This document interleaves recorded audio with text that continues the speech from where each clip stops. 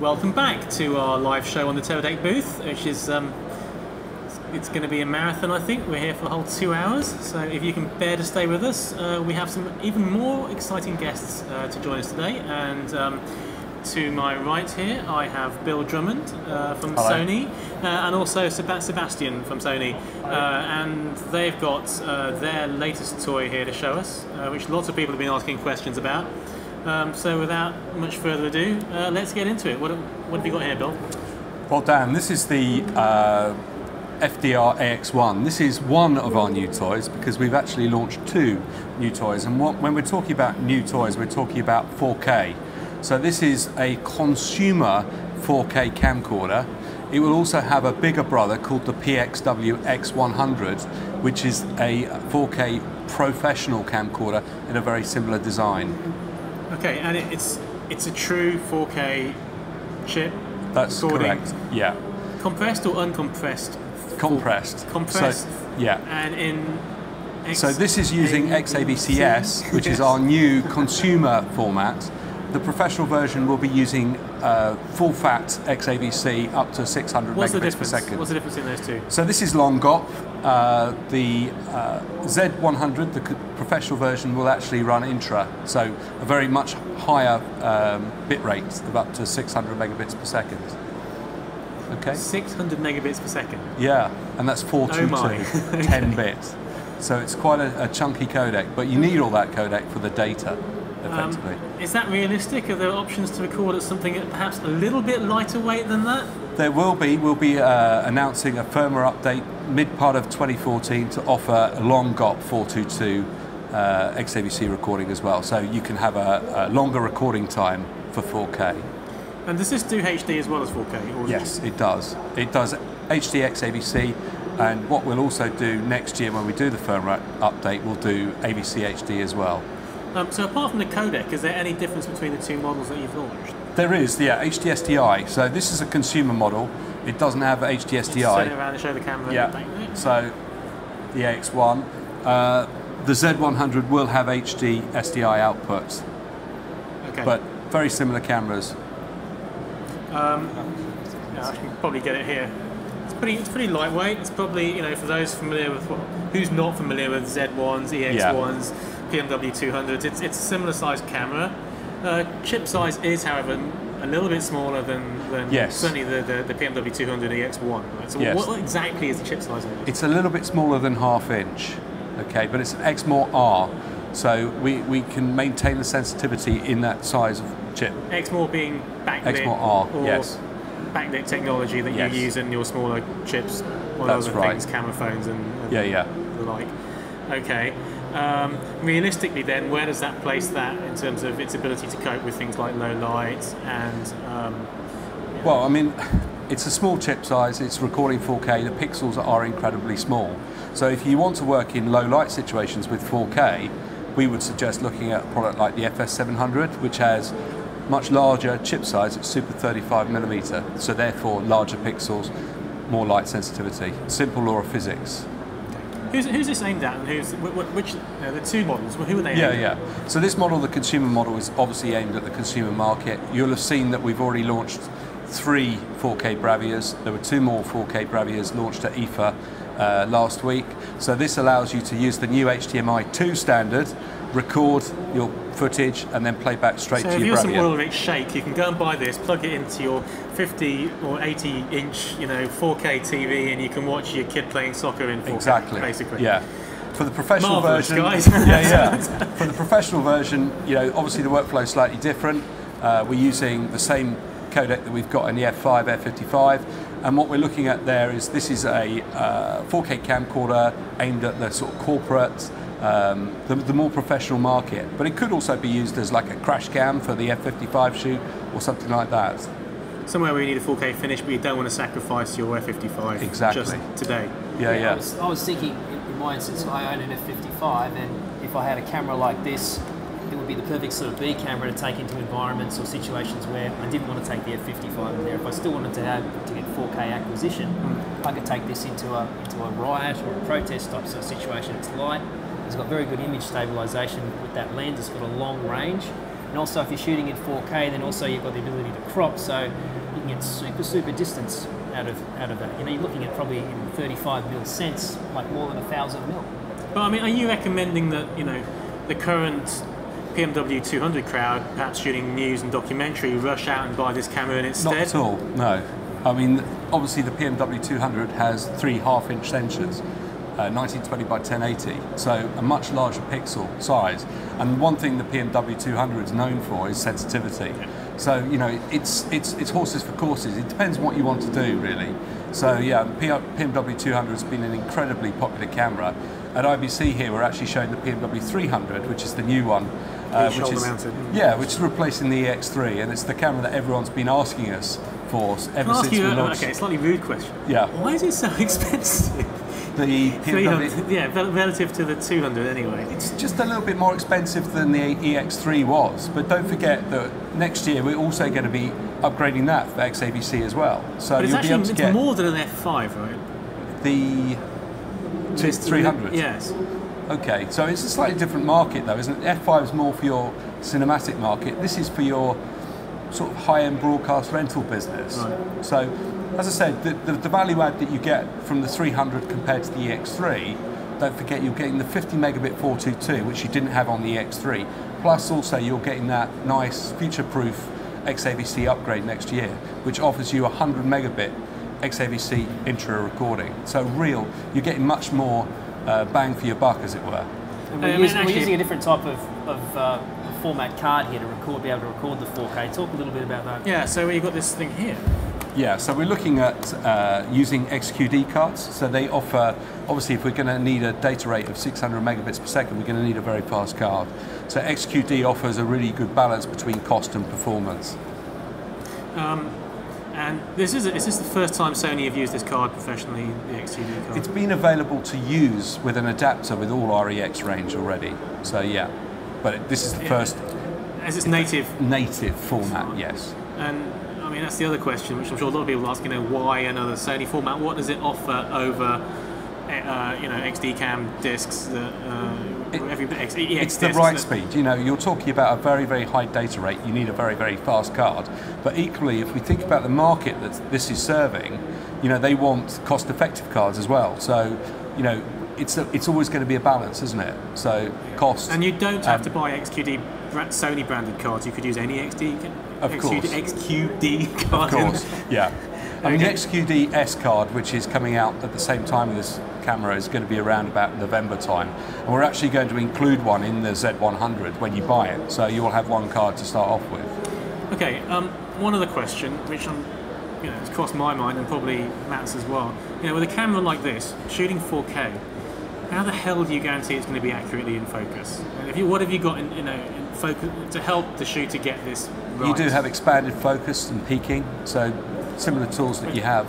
Still on a relatively small screen. The autofocus on this is pretty impressive too. I had a bit of a player at the Sony booth earlier. The stabilization. Well, this is where I'm going. Pretty good. So here's Matt. Matt and I probably sit in the far right-hand side of the political spectrum when it comes to autofocus. As in, we've both used it and actually don't mind it for an awful lot of what not everything, but there are occasions where the autofocus actually does a better job of nailing the subject than I do. Do you think that AF is going to become par for the course when you get to resolutions like 4K? I mean, is it necessary for that? I mean, again, that type of market that you're looking at, they're very, very used to using autofocus in any case, so I suspect that more and more users would use it. Especially professionally, it's only a professional one. Well, a lot of videographers already use it and are very thankful for it. And as you said, the autofocus systems are really, really good now. Okay, and does this have face tracking as well or not? I'd have to check. Okay. So I haven't gone through the camera in its entirety. Enough of this thing, which is pretty good. Quite nice. Not bad.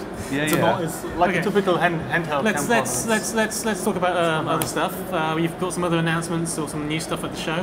Let's hand over to Sebastian. So it's also with the 5 or 55. So we announced the new firmware version, so 2.0, which will bring really new features and improvements with the 5 and 55. So you will bring high frame rates, so you can then record 120 frames internally. You can go up to 240 in HD or in 2K with a raw recorder. You will get waveform histogram for checking the picture. So you will get the support for the Fuji and Cabrio lens. So we got a lot of requests. Can you finalists? Yes, of course. Hit it will, record. Yes. So Finally, we got it. One of the biggest problems with the Cabrio, Yes. has been that it has a lovely VTR toggle which you couldn't actually use. Finally. So we got a lot of requests because this combination, so F5 or 55 with the Fuji and Cabrio is getting more and more popular, even for the documentary guys. And now they can use the record button, and they can use the whole system as they wanted. And a lot of these things have been good too, because Sony has been very flexible, and they've got the Sony community site out there for their F5 and their F55, and you go into the bulletin boards, and a lot of people have made requests, and things that weren't originally on the firmware schedule have been implemented, just like you said, like histogram and waveform weren't originally part of the camera, but due to people's requests, they're implementing things in. So that's a good thing to see. Yeah, it's really good to see how our customers are using the forum and the community. So and even our engineers are checking this forum and saying, oh yes, this is a great request. We haven't thought about this, but it makes so much sense.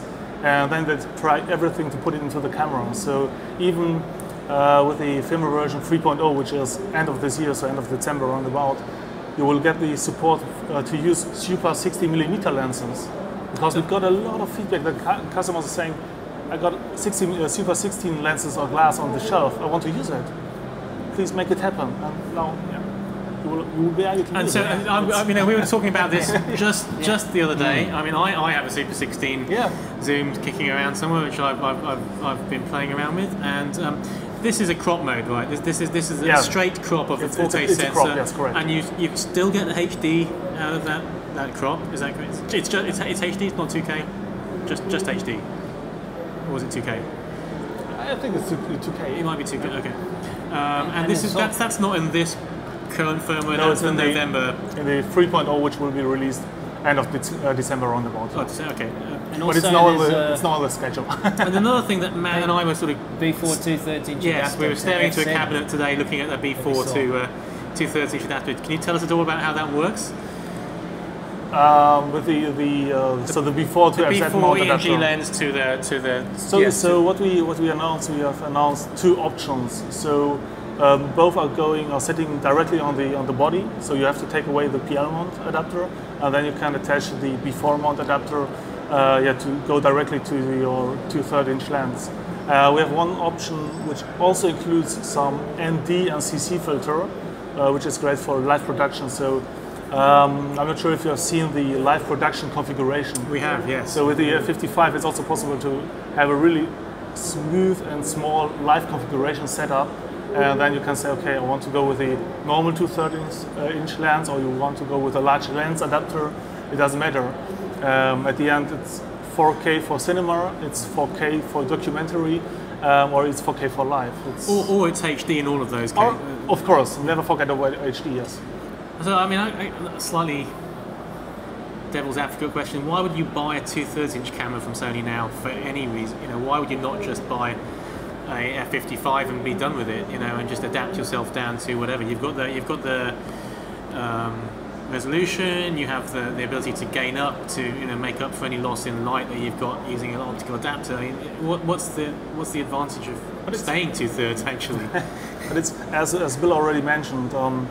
There are different applications, and you need different tools for these applications. So whenever, for example, if you're a news guy, so you want to have a real news camcorder, so where the buttons and the layouts are on the same position from years, because you need to be really, really fast. So for the F55 with the large sensor, it's one application is for the drama movie commercial guys, but it's also to open it up for other applications. But it's not, as we always say, one shirt fits it all. So it's always the tool for the right application. And I think this is, as Bill mentioned, for the consumers, for the semi-pros, for the pros, we have all these tools around us. Okay.